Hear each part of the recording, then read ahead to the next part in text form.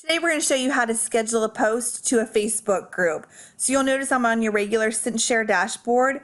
I'm going to come here. I just have something saved on my computer that I want to upload to my customer group, just something fun and engaging. So I have hit the choose file button. I went and grabbed it off of a folder on my desktop, and I'm just going to come in here and I'm going to write like LOL, anyone else feel the same? That's a pretty funny image there, right? And so then I come over here and I'm going to choose the date and time that I want it to post. So always a couple minutes out from when we are. So I'm going to say that I want it to go at like 9 a.m.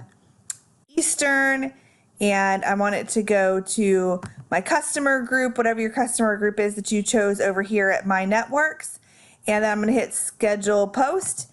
And that'll pop up over here to the right, and it'll show me that it's scheduled and pending. It's going to go at 9 a.m. to my customer group, which I named the AAA demo. And that's it.